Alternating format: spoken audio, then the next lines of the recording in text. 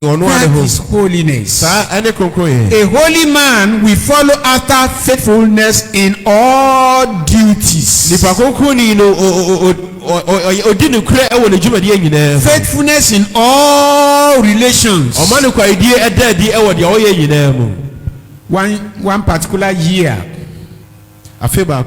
we leaders were having preparatory meeting with Pastor W.F. Kumuyi.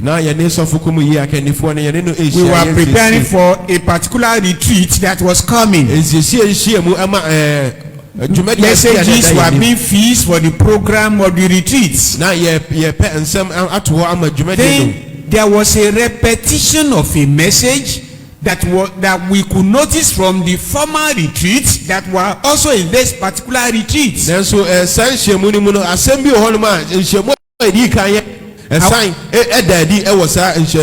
And one overseer said, "Sir,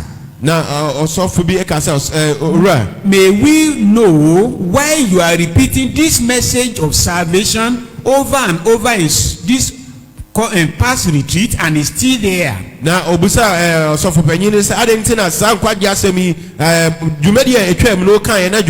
Salvation and Christian living. Then Pastor Kumuyi said something. He said some years ago, he was in the first class section of the plane going to Europe.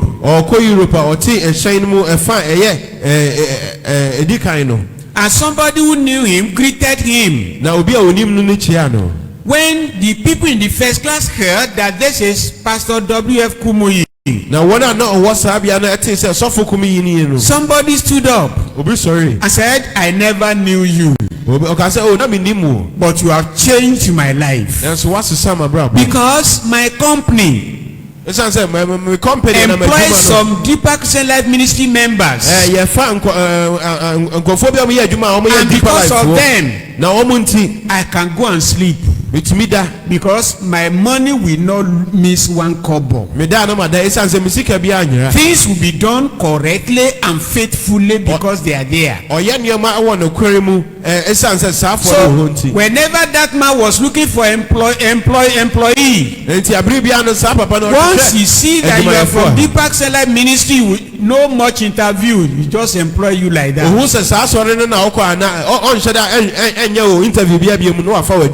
Then Pastor Kumuyi now said, "But now you can see some people who are called Deeper Christian Life Ministry members who are criminals. Some are thieves.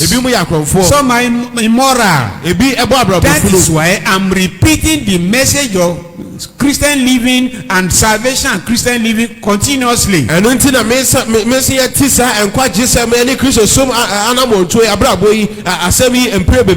When you cannot be trusted, are you a Christian?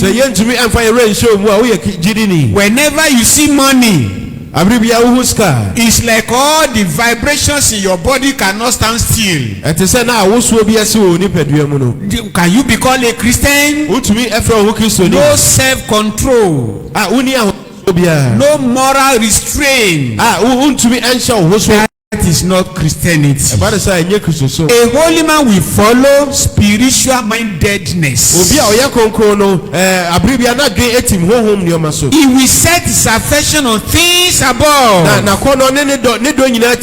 and not on things below. As we are told in Colossians chapter 3 from verse 1 to 3. Set your affection on things above and not on things on the earth. For ye are dead. A holiness man is dead to sin. A sinner is dead in sin. Let me give you an illustration. Let us say somebody is dead here. We lay somebody on his state and we laid him down here, a man. And then Miss Ghana came to see him. And Miss Ghana is touching him. Touching him.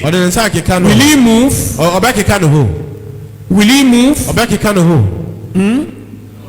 Will he be tempted? Will he shake his head? If not because I'm dead, I will show you something. Or after they lay the dead man on the floor, and I said, then you now bring bundles of money by the side, and you are throwing the bundles down, bim, bim, by the side of the dead man. Now all this kind of was. Will he be tempted? Will he be tempted? What about another man? Dead and laid down. Like the case that happened in Volta region some time ago. A man was dead and they laid in state. And his friend came and slapped him. Then some policemen were there. They grabbed him. Why are you doing that? He said he and his friend agreed that whoever died first, the second should slap him. No, say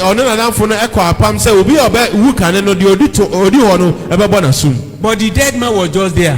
He did not shake. He did not move. He did not say, if not because I'm dead, I will have shown you pepper today. Come to Christianity. Come to Christianity. When you are still saying, if not because I'm a Christian, I will have shown you pepper. You have not reached where you need to go. When I was a sinner, I had so many girlfriends. But now that I'm a Christian, I'm keeping only one girlfriend. Are you a Christian? When I was a sinner, I can drink many bottles of alcohol. But now that I'm a Christian, only one cup a day. Are you a Christian? When I was a sinner, I can tell lie anyhow. But now, I only tell the lies to defend myself. White lies. Are you a Christian? The Bible says all liars. That's Revelation 21 verse 8. All liars. Whether diplomatic liar, whether technical liar, whether white liar, whether black liar, all liars shall have their parts in the lake that burns with fire and brimstone, which is the second death.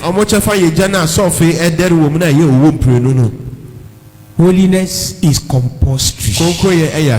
For you to enjoy your marriage, holiness is compulsory.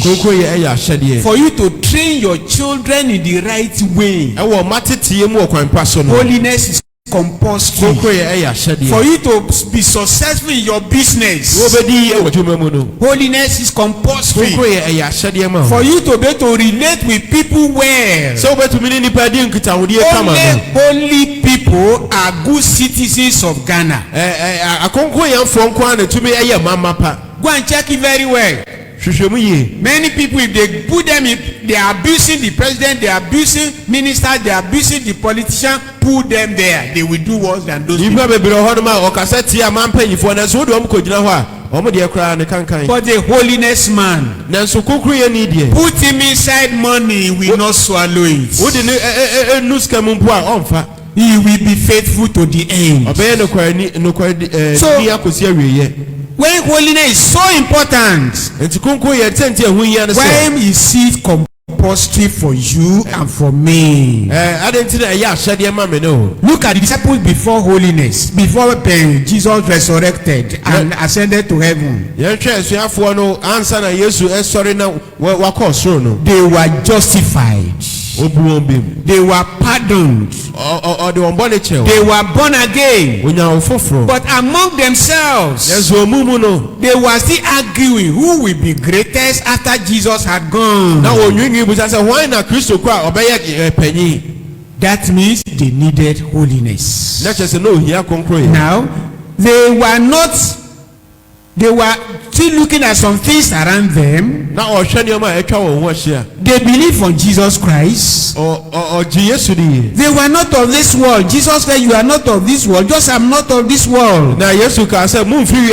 They were already in Christ, and they were no more carnal. They were no more self-seeking.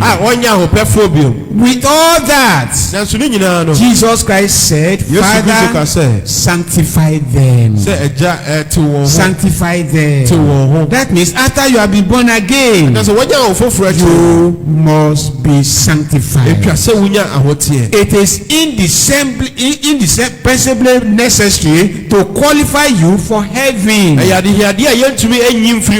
Because without holiness no man shall see the Lord. The disciples were sent out 2 and 2. They came back and said, "Even the devil was subject to us through thy name." But after that, Jesus Christ said, "Father, sanctify them." Even if you have been doing miracles upon miracles, you need holiness. Holiness is the indispensable character that will present happiness into your life. When you are living a holy life, joy becomes a natural life in you. Your heart becomes a natural habitat for joy. It's easier for you to be happy. Holiness is compulsory because it will make you to be useful in the hand of the Almighty God. Somebody said, and I quote, "A holy man is an awful tool in the hand of the Almighty God." That means a holy man is a dangerous weapon in the hand of God. God can use him in any way to conquer enemies of the cross. So holiness is compulsory if you want to be useful.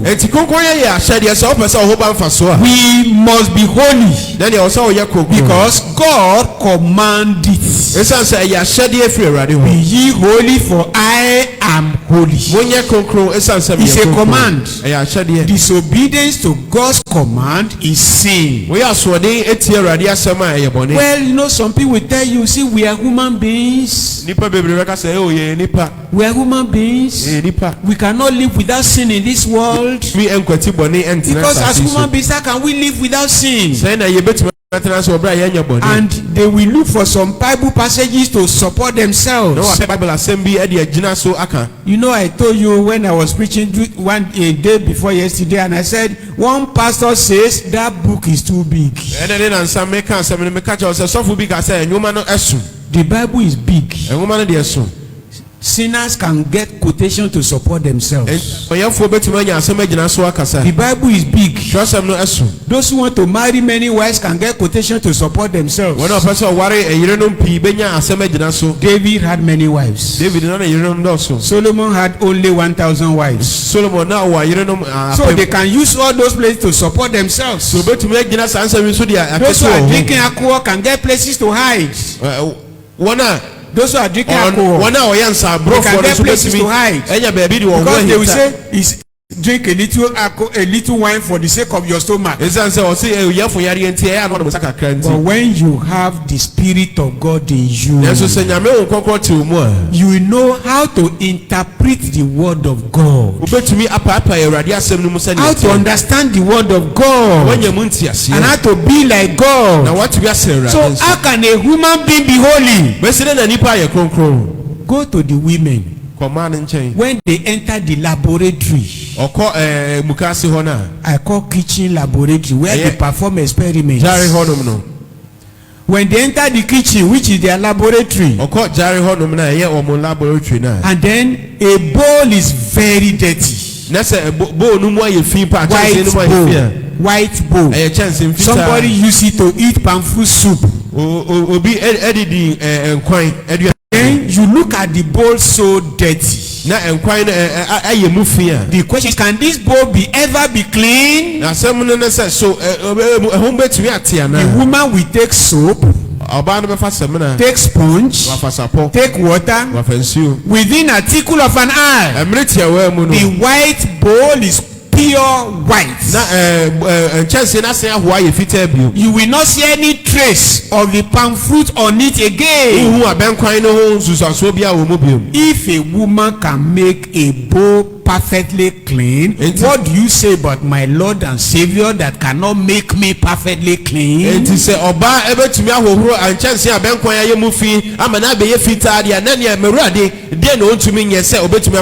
So that's why God said, be ye holy, for I am holy. It's compulsory, it's a command. Now we must be holy because it is one grand end and purpose of which Christ came into the world. He came to this world just because you must be holy. We must be holy because it is the only sound evidence that we have the saving faith in the Lord Jesus Christ.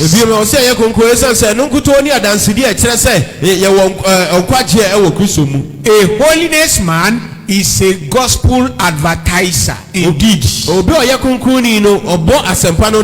People can see righteousness in him. People can see the life of Christ in him. I read the story of a man in America some years ago. A boy was going to school, carrying plenty books. A man was also going to work, and they were waiting for bus. By the time the bus came, some men rushed around the boy and the book just scattered on the floor. This man just told the boy, don't worry. The person who fell on the boy had gone. But this other man said, boy, don't worry. He helped the boy to pack all the books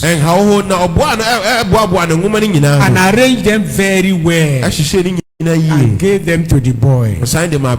Then the boy looked at his face and said, sir, are you Jesus? Because they taught us in the Sunday school what Jesus will do, and I saw the way you are behaving, that's exactly what they taught us in the Sunday school.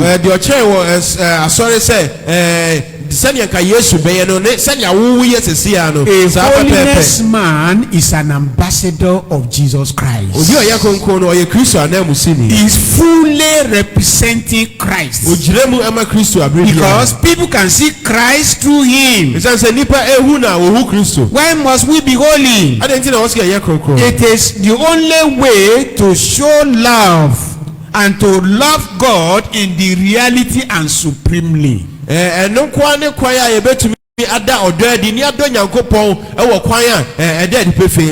In salvation, we have love for God. We have love for God. In sanctification, we love indeed. We love indeed. Because the reality of love is planted inside us. So holiness is compulsory. We must be holy in this life because it is the only way sound evidences of Christ can be penetrated and be shown to the people.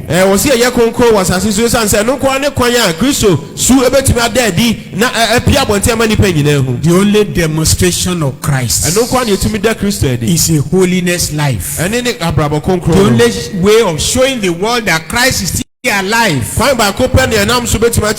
is a holiness life.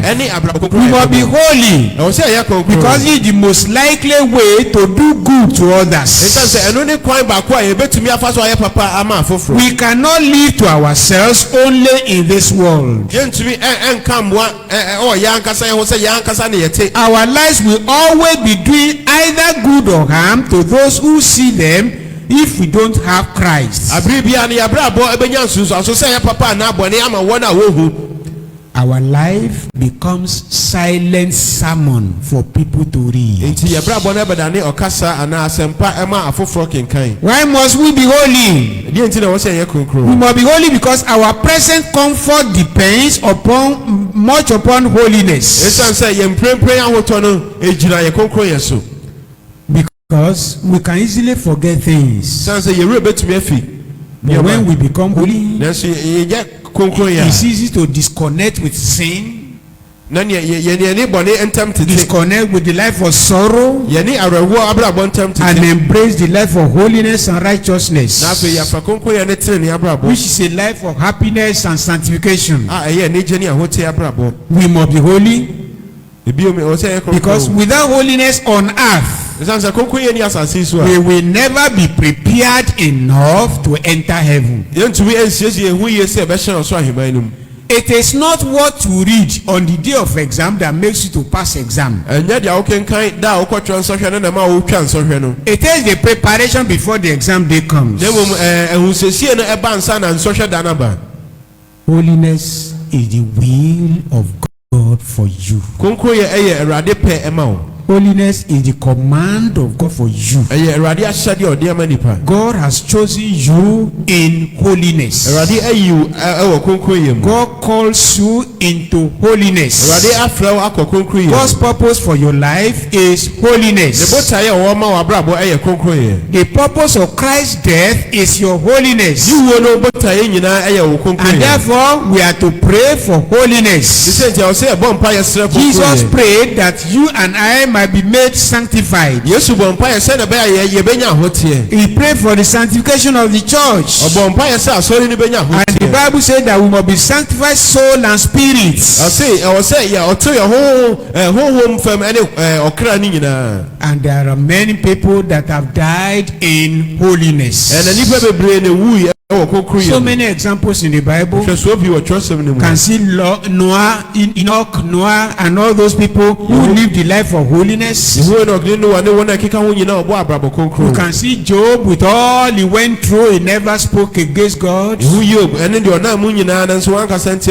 the New Testament we see a lot of people, and also in our history. How do we become holy? Through God. Paul said, I beseech you therefore, brethren, by the mercies of God, that ye present yourselves holy and acceptable unto God, which is your reasonable service. In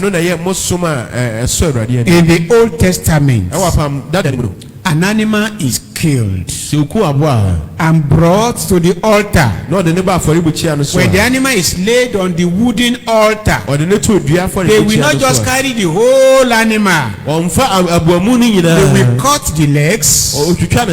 The feet of the animal will be washed before bringing to the altar. They will take the intestine and clean all the rubbish out of them before bringing to the altar. The head separate, the shoulders separate, the different parts separate. So when Paul says present your bodies, it means you must sing like the primary school children in Sunday school. My head, my shoulder, my knees, my toes. My head, my shoulder, my knees, my toes. My head, my shoulders, my knees, my toes. They all belong to Jesus. That is sanctification. When you present your head and say, Jesus, I lay my head on the altar. My brain is no more mine. My brain will not think uselessness any longer.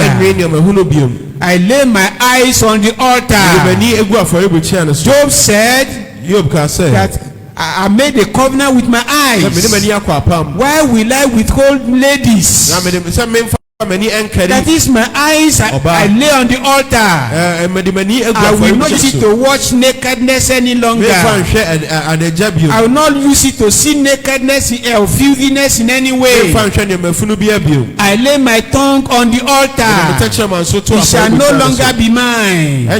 It's for Jesus and Jesus alone. I lay my hands on the altar. It shall serve Jesus and Jesus alone. I lay my hands on the my legs on the altar. When you lay every part of you on the altar, you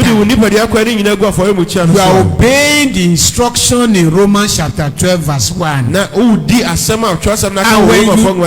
when you lay yourself on the altar, the Bible says the altar sanctifies the gifts. It is the altar that will sanctify the gifts. So it is not you who will actually sanctify yourself. Let me quickly say something here. The word sanctified also has two meanings directly. Set apart. Set apart. So if you set yourself apart, that is sanctification, but not making holiness. But making holiness, only God can make you holy. Only Jesus can make you holy. Only the Holy Spirit can make you holy. Only the blood of Jesus can clean you and purify you. But it's when you consecrate yourself, when you dedicate yourself. A sinner must confess his sins to God for God to forgive him. A Christian consecrates himself to God to receive sanctification. After the sinner has confessed his sins, he will believe that God has forgiven him because Jesus died for him on the cross. After the believer consecrates himself and laid himself on the altar, he will believe in his heart that since I've done my part, God has done his part. That believing, that faith will bring out the cleansing power into him. So we must believe after we have totally surrendered ourselves, surrender our talents, surrender our gifts, surrender our money, surrender our popularity, our reputation, our influence, and the entire life. I am no longer mine. Then your life becomes Christocentric life. That means a life that is Christ-centered. A life that is rotating around Christ. And Christ becomes your life. That is what it means to be holy. Let me add something. It's a definite experience that you can say, yes, by the grace of God, God has made me holy. Because when you are born again, you can say, by the grace of God, I'm born again. What are the things you see in your life to know that you are really born again? Your life glows. Your heart sings to God. The love for Christ is more abundant in you. You can really say, the things I used to do, I do them no more. You know, There are some worldly things that have been brought into the church. When a pastor is saved but not sanctified, he can go to Egypt to borrow their method to bring to the church so as to win souls according to his own method. But when a pastor is born again and sanctified, he will not borrow any method from the world. He will listen to the Holy Spirit to guide him, to lead him, and very soon his life will be radiating and glorifying to the Lord. So my brothers and sisters, holiness is compulsory. If you want to see God, we need Jesus. We need Jesus. We need Jesus. When you are not holy, you are playing Christianity. You are playing Christianity. He said, but I speak in tongues. Thank God. That's glorious. That's wonderful. Whatever gift of the Spirit you have, when you don't have holiness, you make a mess of yourself. Spurgeon said, whatever call a man has received, if he has not been called unto holiness, he has never been called. So my brother, my sister, this morning we are going to rise up. We want to pray. But see, it is in two stages. When you are still fighting with sin, it's not holiness you need, it's salvation you need. You need to come to Jesus first. When you come to Jesus, then Jesus will enter you. So in salvation you come to Jesus. In sanctification Jesus enters you, and you become full ambassador of Jesus Christ. Therefore, if anger is still troubling you, you still envy or gossip or backbite, just gently come forward here and come and surrender to Jesus Christ. Covetousness is still tormenting you, just quietly come to the front here and give your life to Jesus Christ. Forget what anybody calls you, whether you are called pastor, you are called choir master, forget all that. Because if Jesus comes today, will he meet you in an accidental form, or will you be able to say, yes, I thank you, Jesus? You know you are fighting with sin of any time. Covetousness, envy, anger, fighting. You can beat your wife and still come to church and come and sing Amazing Grace. Come forward here and surrender to Jesus Christ. Whatever type of sin, whenever you come near a woman, your body will be vibrating like the needle of the sewing machine. Come forward here. Come and give your life to Jesus Christ. Whenever you see somebody's money, you want to pick it. Come out here and come and give your life to Jesus Christ. Come and surrender every area of your life to Jesus Christ. Jesus is calling you. Jesus is passing this way. He's passing this way today. Jesus is passing this way. He's passing this way today. Those of you are in front here, any sin the Holy Spirit can remind you now, mention it to God now. Say, God, I'm sorry. Forgive me. Wash me with the blood of Jesus. Give me the heart to go and sin no more. I've come to you. I want you. I want you and nothing more. Pour the blood on me. Wash me with your blood and make me whole.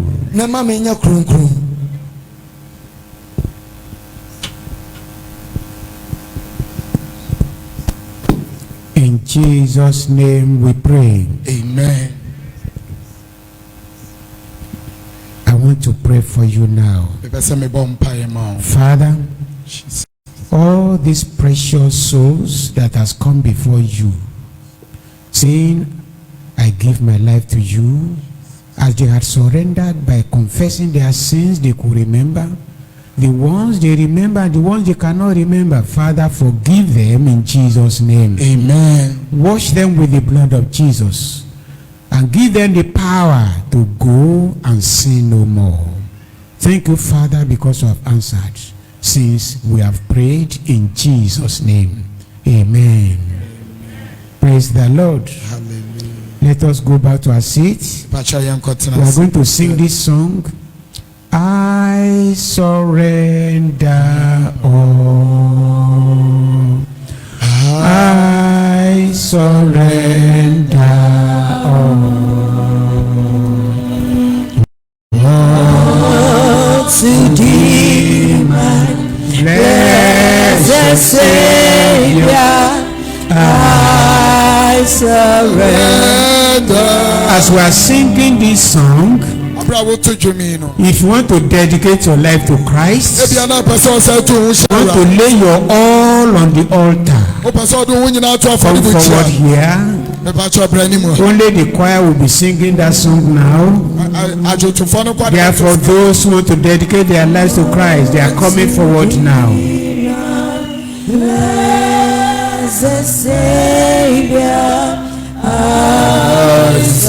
know you are a Christian, but your life is not shining. Come forward here.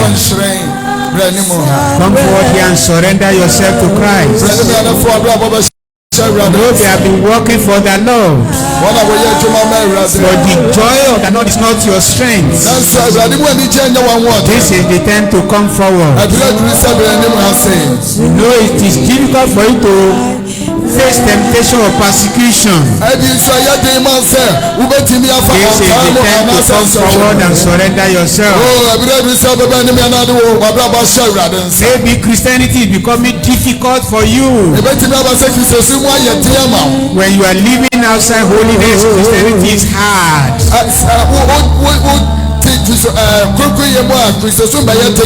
You are feeling tired. Come forward now. Surrender yourself to Jesus. Tell the Lord, I lay my life on the altar. I lay my tongue on the altar. I lay my ears on the altar. I lay my eyes on the altar. I lay my brain, my mind on the altar. My mouth, my hands, I lay on the altar. My whole body, I lay on the altar. I lay my talents on the altar. I lay my degrees and qualifications on the altar. I lay my money on the altar. I lay my marriage on the altar. I lay whatever I am on the altar. Whatever I will be, I lay on the altar.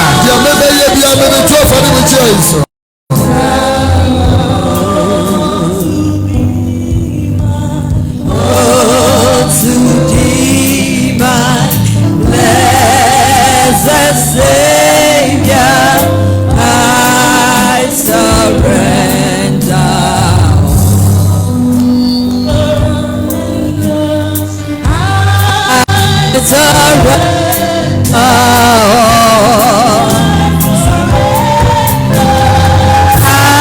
I surrender.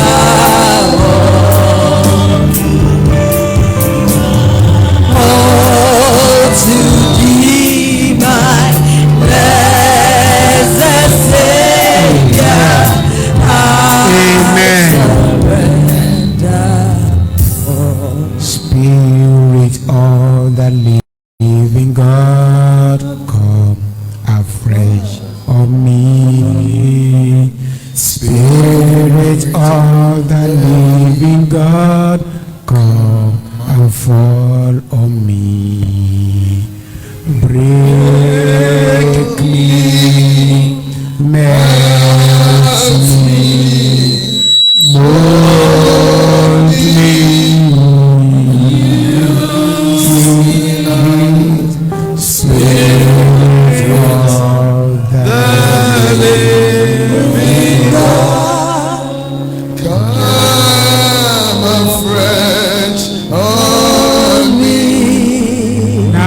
Pray it into prayer. Spirit of the living God, come afresh on me.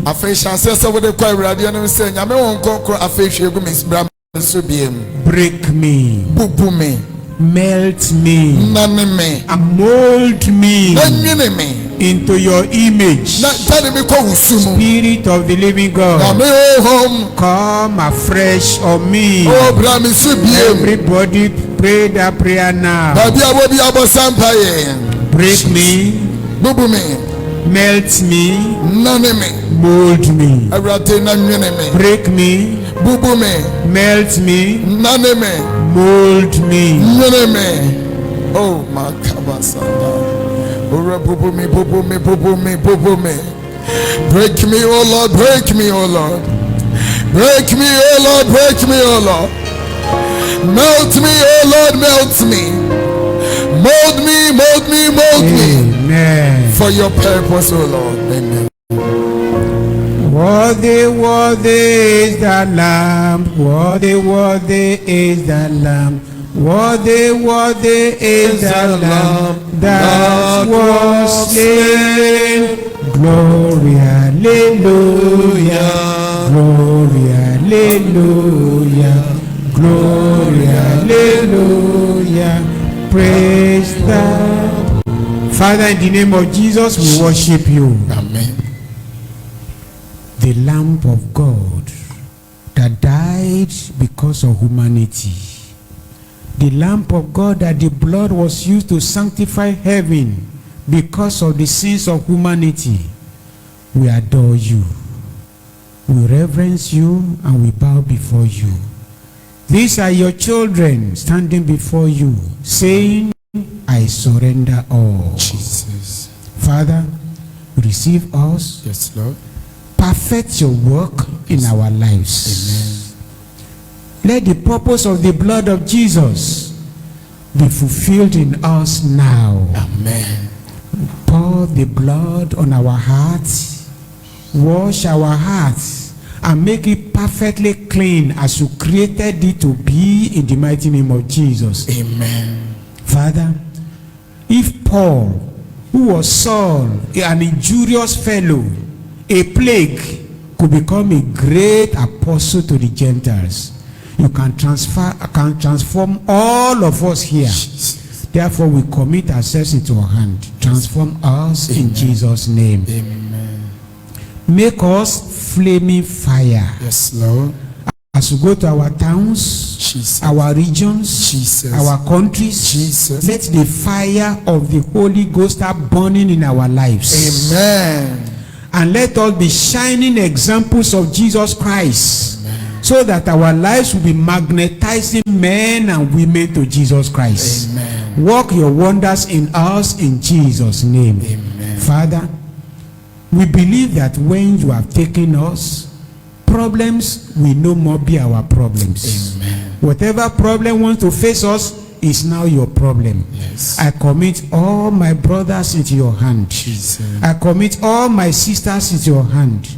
That all their problems in their marriage, they are now your problem. Yes. All their financial crises are now your own crisis. Amen. All the problems they feel because of the pains and sicknesses and diseases in their body, because the word of God said by the stripe we are healed, I believe that from now on they will enjoy the fullness of the purpose of Calvary in their lives, in their families, in the mighty name of Jesus. Amen.